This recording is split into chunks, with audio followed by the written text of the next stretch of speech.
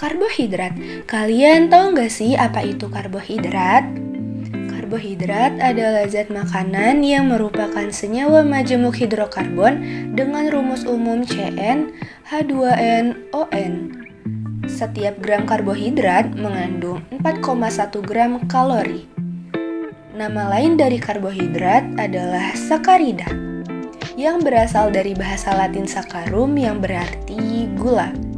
Senyawa karbohidrat adalah polihidroksialdehida atau polihidroksiketon yang mengandung unsur-unsur karbon, hidrogen, dan oksigen.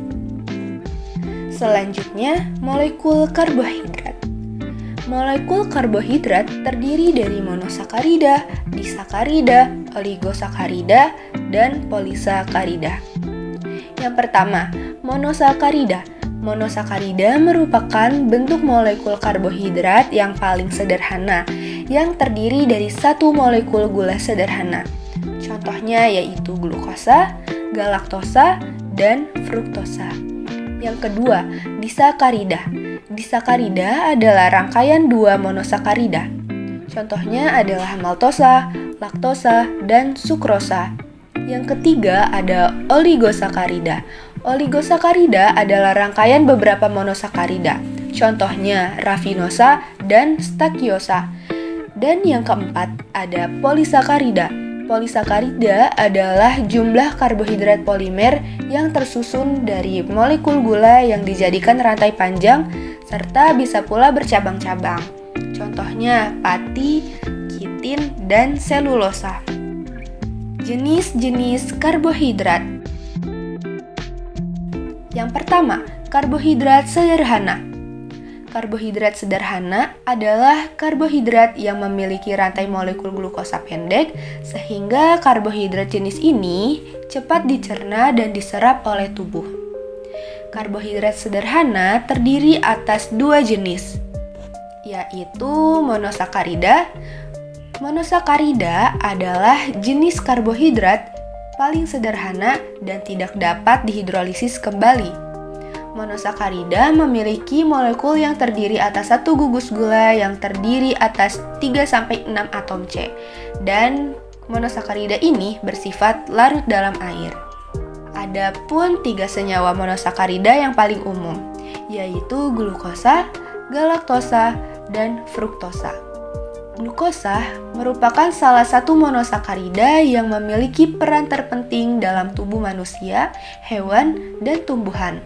Glukosa merupakan hasil dari fotosintesis dan awal bagi respirasi. Yang kedua ada galaktosa. Galaktosa ini merupakan salah satu monosakarida yang dapat ditemukan pada produk susu.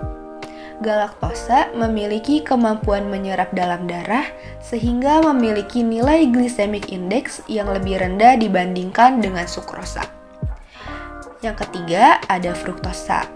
Fruktosa merupakan salah satu monosakarida yang banyak ditemukan pada buah-buahan. Fruktosa ini memiliki rasa yang sangat manis, berwarna putih, berbentuk kristal padat, dan sangat mudah larut dalam air. Selanjutnya, berdasarkan gugus fungsinya, monosakarida dibagi menjadi dua. Yang pertama adalah aldosa. Aldosa adalah monosakarida yang memiliki gugus fungsi karbohidrat aldehid. Contohnya adalah eritrosa, treosa, ribosa, arabinosa, glukosa, dan galaktosa. Yang kedua adalah ketosa. Ketosa adalah monosakarida yang memiliki gugus fungsi keton. Contohnya adalah eritrulosa, ribulosa, fruktosa, psikosa, dan setoheptulosa. Karbohidrat sederhana yang kedua adalah disakarida. Apa itu disakarida?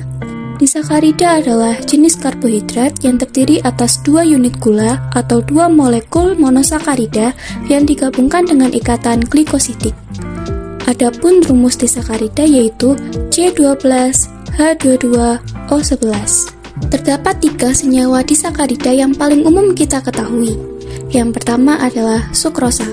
Sukrosa banyak ditemukan dalam bentuk gula tebu atau gula bit. Sukrosa terdiri atas glukosa dan fruktosa yang dihubungkan dengan ikatan glikosidik. Yang kedua adalah laktosa, salah satu disakarida yang paling banyak ditemukan pada produk susu. Laktosa sendiri disebut juga dengan gula susu. Laktosa terdiri atas glukosa dan galaktosa yang dihubungkan dengan ikatan glikosidik. Dan yang ketiga adalah maltosa. Maltosa adalah salah satu disakarida yang paling banyak ditemukan pada biji-bijian seperti gandum. Maltosa terdiri atas glukosa dan glukosa yang dihubungkan dengan ikatan glikosidik. Selanjutnya, disakarida dibedakan kembali menjadi dua. Yang pertama adalah disakarida dengan gugus hemiasetal bebas, disebut juga dengan disakarida reduktor atau reducing disaccharides, yaitu senyawa dengan satu unit glikosil yang dapat digantikan dengan atom hidrogen dari gugus hidroksi alkoholik dari unit lainnya, sehingga disakarida jenis ini mempunyai gugus OH glikosidik dan bersifat mereduksi. Contohnya adalah selobiosa, maltosa, dan laktosa. Yang kedua adalah disakarida tanpa gugus hemiasetal bebas, disebut juga disakarida non-reduktor atau non-reducing disaccharides, yaitu senyawa yang dibentuk dengan reaksi dua glikosidik gugus hidroksi dengan gugus lainnya. Sehingga disakarida jenis ini tidak mempunyai gugus OH glikosidik dan bersifat tidak dapat mereduksi. Contohnya adalah sukrosa dan trehalosa. Selanjutnya adalah karbohidrat kompleks. Karbohidrat kompleks ialah karbohidrat yang terdiri atas rantai glukosa panjang, sehingga karbohidrat jenis ini membutuhkan waktu yang lebih lama untuk dipecah dan dicerna oleh tubuh dibandingkan dengan karbohidrat sederhana. Ada dua macam karbohidrat kompleks. Yang pertama ialah oligosakarida. Oligosakarida adalah jenis karbohidrat yang terdiri atas 3 hingga 10 unit monosakarida dan digabungkan dengan ikatan kovalen. Terdapat dua jenis oligosakarida. Yang pertama ialah rafinosa. Rafinosa terdiri dari 3 monosakarida atau disebut juga dengan trisakarida, yaitu glukosa, glukosa, dan fruktosa. Sehingga rafinosa tidak mempunyai gugus OH glikosidik dan bersifat tidak mereduksi. Adapun rumus rafinosa ialah C18H32O16. Rafinosa berperan dalam hidrolisis asam, hidrolisis enzim, dan flatulens. Setelah rafinosa ada juga stakiosa. Stakiosa terdiri atas 4 monosakarida atau disebut juga dengan tetrasakarida, yaitu 2 galaktosa, 1 glukosa, dan 1 fruktosa. Stakiosa bersifat tidak dapat mereduksi, dan rumus stakiosa ialah C24H42O21.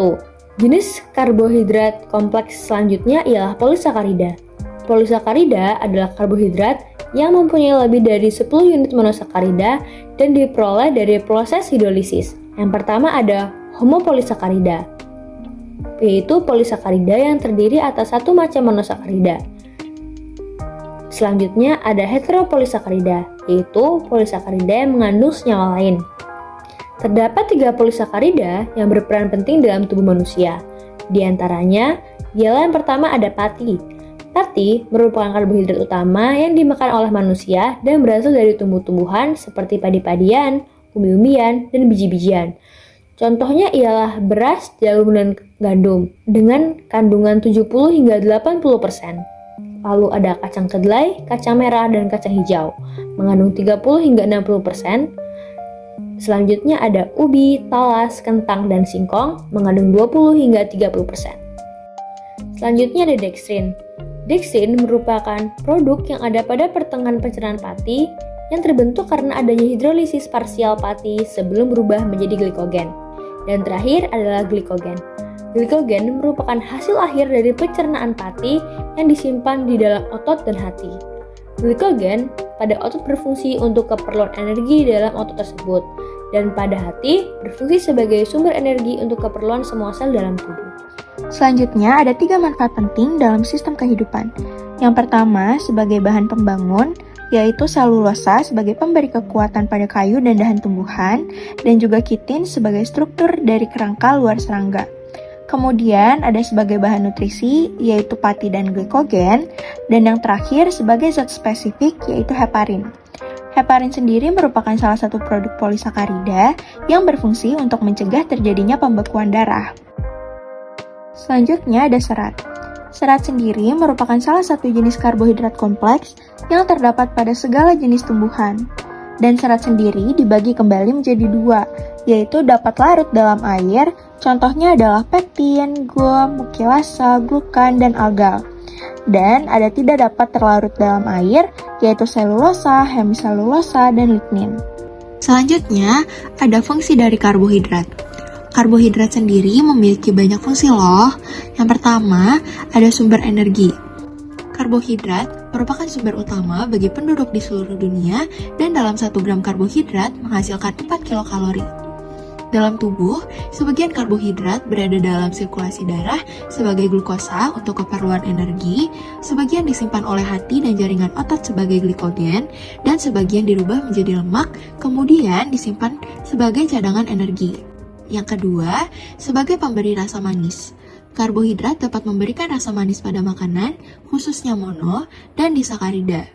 Fruktosa merupakan gula yang paling manis. Yang ketiga, ada penghemat protein, yaitu pada saat asupan karbohidrat tidak mencukupi, maka protein akan digunakan untuk memenuhi kebutuhan energi, sedangkan jika karbohidrat tercukupi, maka protein hanya akan digunakan sebagai zat membangun. Yang keempat adalah sebagai pengatur metabolisme lemak. Karbohidrat dapat mencegah terjadinya oksidasi lemak yang tidak sempurna sehingga dapat mengatur metabolisme lemak. Dan yang terakhir adalah membantu pengeluaran feses. Karbohidrat mengatur peristaltik usus dan memberikan bentuk pada feses. Peristaltik pada usus diatur oleh serat makanan, sedangkan bentuk pada sisa makanan yang dikeluarkan disebabkan oleh hemiselulosa dan pektin yang mampu menyerap banyak air dalam usus besar. Selanjutnya, masih ada fungsi dari masing-masing karbohidrat. Yang pertama, ada fungsi dari monosakarida, yaitu sebagai struktur di dalam dinding sel dan jaringan pengikat.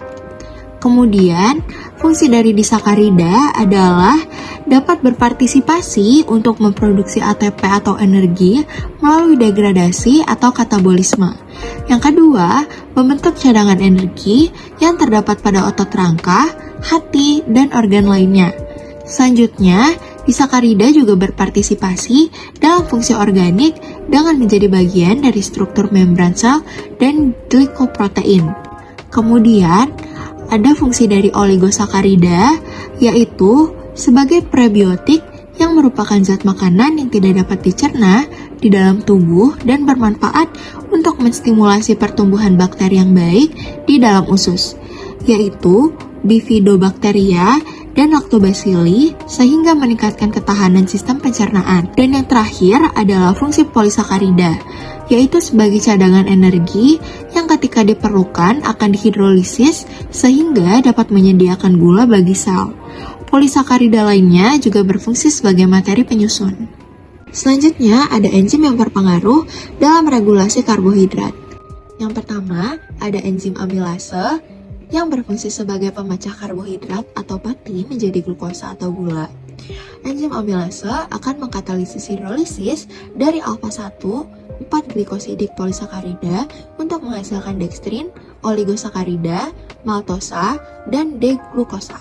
Kemudian, selanjutnya ada enzim laktase yang berfungsi untuk memecah laktosa atau gula yang terdapat pada berbagai susu dan produk olahannya. Yang ketiga, ada enzim endoglukanase yang berperan melakukan hidrolisis secara acak pada bagian amorf selulosa. Hasil hidrolisisnya adalah berupa molekul dengan massa yang lebih ringan seperti selodekstrin, selobiosa, dan glukosa. Yang keempat, ada enzim heksokinase yang berperan dalam proses fosforilasi berbagai heksosa atau glukosa dalam proses glikolisis. Enzim ini berfungsi untuk menyediakan glukosa bagi seluruh jaringan untuk proses oksidasi saat kadar gula darah rendah. Yang terakhir, ada enzim glukokinase yang berfungsi sebagai sensor glukosa pada tubuh manusia. Sistem kerja dari enzim ini adalah dengan cara mengambil kadar glukosa dalam darah setelah makan dan pada saat kadar gula darah berada di atas 100 mg per dl. Sekian video penjelasan karbohidrat dari kami, kurang lebihnya mohon maaf. Wassalamualaikum warahmatullahi wabarakatuh.